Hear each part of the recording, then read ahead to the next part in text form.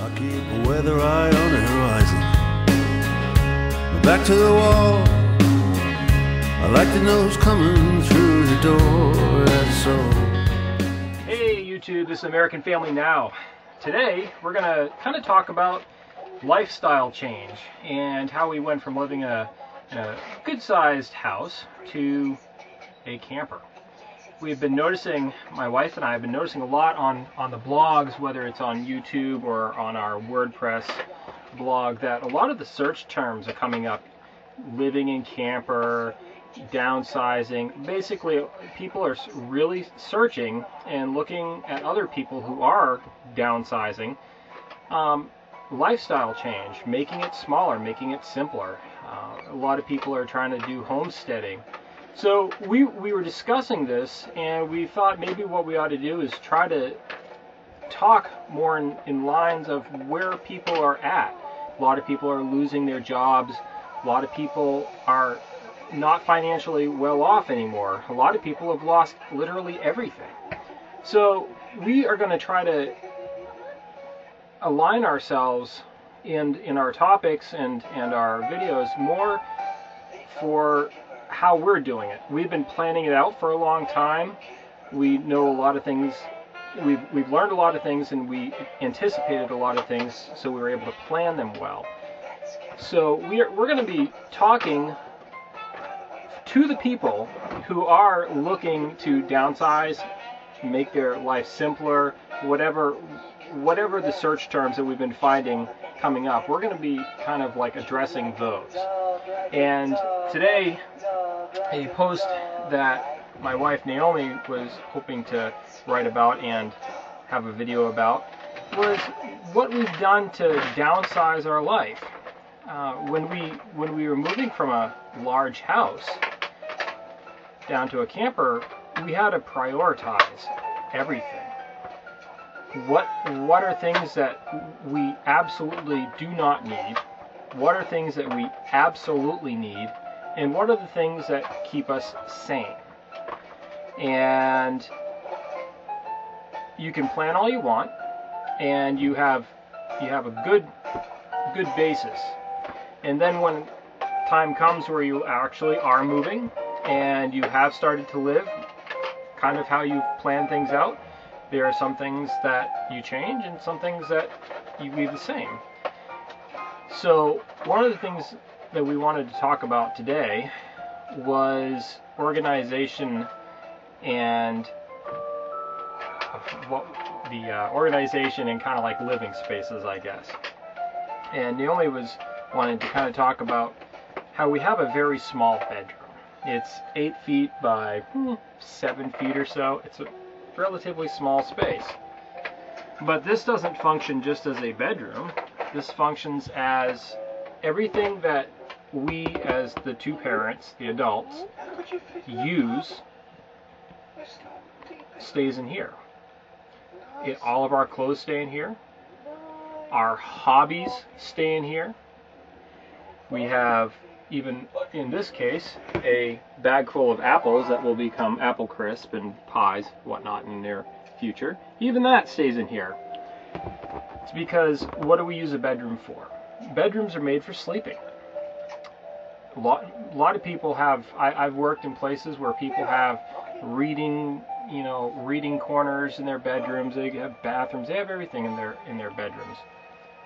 But really, people use their bedroom as a place of rest. So, what do you need for a place of rest? You need a bed and a small path to get to your bed. Everything else can be used for storage. And that's what we wound up doing here. We can show you our clothes. Which are my clothes, which I'll warn you, kind of a mess. I have my clothes in here. Obviously, it's a hanging bureau. I even have some shotgun shells in here.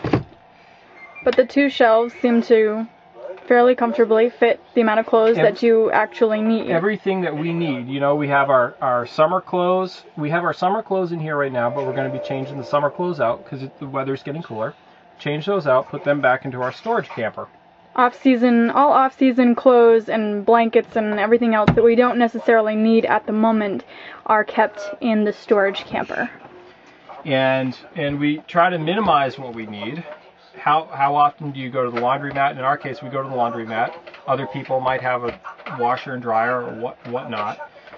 In our case, we'll have set amounts of underwear, set amounts of t-shirts, long sleeve shirts, jeans, socks, whatnot, so we can get through a week. We usually wear our jeans 2 times if we're not really getting dirty, maybe even 3 times before we wash them. So we have usually 4 to 5 pairs of pants and 7 or 8 sets of shirts. And underwear to match the days. Up here we have a few office things, lantern, gun oil, craft sticks. Most of the stuff that is up here is craft related. That basket is full of card games and other small games to play together. One thing I will warn, if you're gonna freight your shelves out, which we haven't freighted here, but we have freighted some of our camper shelves out, they have these really pathetic binders in the back that hold the pieces of wood here. You want to reinforce those because the little corrugated metal staples that they have will not hold up. Over here we have more just regular craft supplies, glitter, paint, paper, foam sheets, yarn, everything normal people have for basic craft supplies are in there. We do also have a box full of additional craft supplies in the other camper for other projects, specific projects we might want to work on. I also have a great big bin of extra cloth people have given me that I occasionally sew kids' clothes and stuff like that out of. But obviously those do not need to be kept in here because it's not a daily use kind of thing. Right. And I have my hobbies, which basically music. I have my guitars, and I have my recording and sound gear right in there. We have now this is the one thing that we really don't like about living in a camper is you have to have a place to store your clothes, laundry. Your used laundry. And when you walk in here, you can smell the laundry, and that's the worst part about living in a camper is the used laundry. Not to mention the heating. That's just a bin full of hats and gloves and stuff. And under the bed, we have firearms. We have a box full of books. Those are mainly for myself.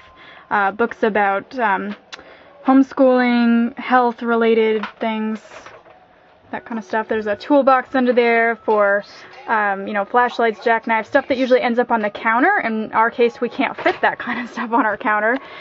And toward the back, we also have my laptop and my camera bag, which are kind of tucked under the edge, so the kids don't get into them. And then in the corner, we have Glenn's bow and arrows and a mic stand, right? Yeah. There's a lot of stuff you can fit in small spaces. Go ahead. It takes planning. Yes, it does. From the start. In my clothes cupboard, which I will not actually show you, it's a mess right now, I've got 4 shelves in there, and I'm kind of transitioning from regular clothes to maternity clothes, so I've got to sort through that mess and only keep in there what I really need so it's more organized. And there are also a couple of drawers, socks. We put handkerchiefs and different things in there for family use. The bottom drawer, I have kept some books and notebooks in there. And then I've also mentioned in some of my posts on organization that I have this big whiteboard, which I can, use as a magnet board also, and put different notes and things that people have given me up there, quick notes that I need to remember. I've also been putting the week's question from the Westminster Catechism that Emo and I have been working on, so I have that up there too. And we also, when we moved in here, we wanted to make sure this was not only practical but a place that felt like home as much as it could be. You know, it wasn't ideal, but we wanted it to be comfortable, and so I worked on making curtains, and we hung up special paintings that were important to us. We've probably already talked about it on the blog too, but that is part of organization. When you move into a small space, you want to make sure that it is an enjoyable, you know, this is going to be a place of rest. You want it to be a place that you can, you know, feel peaceful in. And for people who are not terribly organized like ourselves, we've done a pretty doggone good job of being comfortable in a camper. Yes. Yeah. Much of it is trial and error. When we first moved in, things were a bit different than they are now. And, you know, as with any move, you know, at first you don't know exactly where you're going to put things, but you figure out a system that works for you. And so far, this is what works for us, for our bedroom. And in future videos, we will show you other rooms of our camper and how we've organized them. Yeah. And in closing, this goes out to anybody who's looking at possibly living in a camper, a small space. Whatever your situation is, when I tell people that we're living in a camper, the conversation is really, how do you do that? And it's a genuine interest, because that's something that, you know, a lot of times the comments are well, I kind of envy you, you know, just getting back to simple, basic things and whatnot. So it's amazing the responses that we're getting, not necessarily on the blogs and on YouTube or whatnot, but just in everyday life when people hear what we're doing. They're excited about it, they're interested in it, and there's a kind of a, not a sense of jealousy. Jealousy is the wrong word, but there is a connection there, because people are connecting with a simple lifestyle now. So it's really cool. So until next time, adios.